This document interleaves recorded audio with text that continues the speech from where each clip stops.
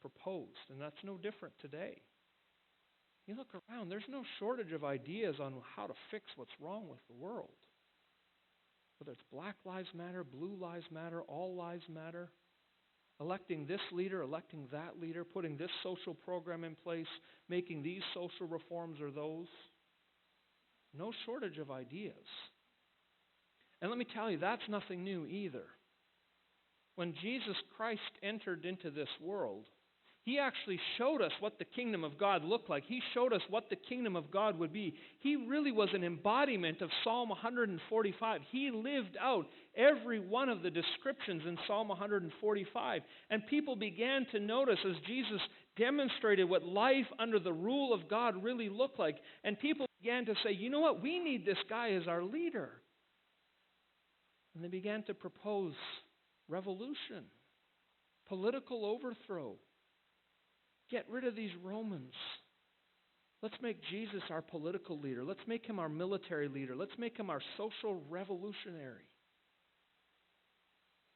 And then Jesus, what did He do? And in fact, He said, that's not how the kingdom of God will come.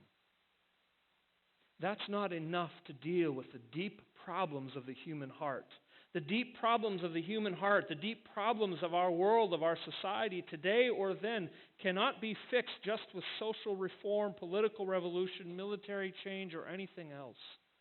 Jesus, in effect, said, if I'm going to be king, if the kingdom of God is going to come, we're going to have to deal with evil at its root.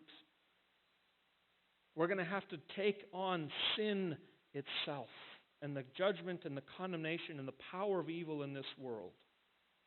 And the only way that could happen was by Jesus Himself taking the curse of sin on Himself. That's what He did at the cross. That's what the cross was all about. God made Jesus, who had no sin, to be sin for us.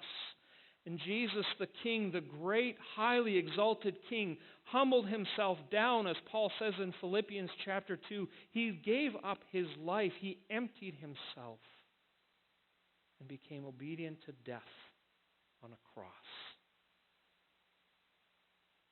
And because He humbled Himself, because He gave Himself up, Paul says, and he explains this in Philippians 2, God exalted Him.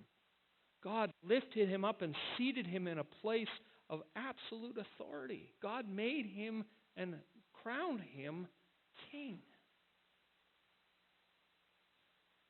To put this a little bit differently, how does the kingdom of God push back the forces of darkness in this world? It's through sacrifice. It's through suffering. It's when our hearts are ruled and governed by the one who loved us enough to give up His life for us. Jesus' kingdom advances only when our hearts say, Jesus is my king. I will give anything to Him because He gave His everything for me. The kingdom of God comes in the person and the work of Jesus Christ first and foremost. But then you know what? Jesus sent